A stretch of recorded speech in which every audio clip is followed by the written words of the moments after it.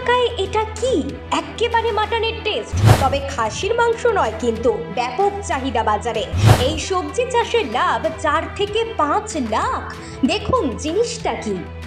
রোজকার কাজের বাইরে অনেকেই আজকাল ঝুঁকেছেন চাষাবাদের দিকে। সামান্য কিছু জমি থাকলে অনেকেই শুরু করে দিচ্ছেন সবজি চাষের কাজ।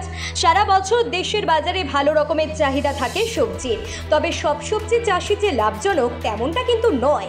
আজকাল ভারত তো বটেই, আরবের বাজারেও চাহিদা বাড়ছে ওল ও সুরানের। বর্তমান সময়ে রীতিমতো লাভজনক পেশায় পরিণত হয়েছে ওল চাষ।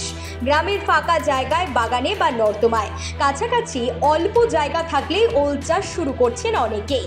বৈজ্ঞানিক পদ্ধতিতে বাণিজ্যিকভাবে ওল চাষ করে বড় মুনাফার মুখ দেখছেন কৃষকরা। খুব অল্প জমিতেই ওল চাষ করা যায় বলে অনেকেই ঝুঁকেছেন এই পেশায়। কম পরিশ্রমে অধিক মুনাফা দেয় ওল চাষ। রোগ ও কীটপতঙ্গের প্রাদুর্ভাব কম থাকায় ওল চাষের ক্ষেত্রে পরিশ্রমও কম করতে হয় অনেকটাই।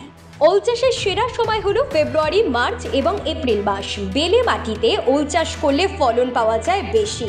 সঠিক পরিমাণ এবং উন্নত জাতের বীজ ব্যবহার করলে লসের আশঙ্কা থাকে অনেকটাই কম।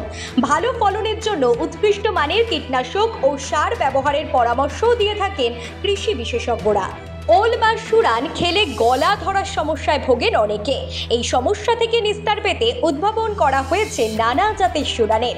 এই সুরান খেলে গলা চুলকানো বা গলা ধরার সমস্যা হয় না খুব একটা। বর্তমানে গোটা দেশে গজেন্দ্র জাতের সুরান সর্বাধিক জনপ্রিয়। পাশাপাশি গজেন্দ্র N15, রাজেন্দ্র, অল কোয়েম্বাটুর ও সাঁতরাগাছি জাতের ওলও বেশ উৎকৃষ্ট মানের। একর প্রতি 20 থেকে 25 টন পর্যন্ত ফলন পাওয়া যায় এই জাতের ওলে। প্রথমে জমিতেই চাষ করতে হবে গজেন্দ্র জাতের সুরান। জল থাকবে এমন দোআঁশ বা বেলে দোআঁশ মাটি এই ওল চাষের জন্য সেরা। বীজ বা কন্দ দ্বারা রোপণ করতে হবে এই গাছ।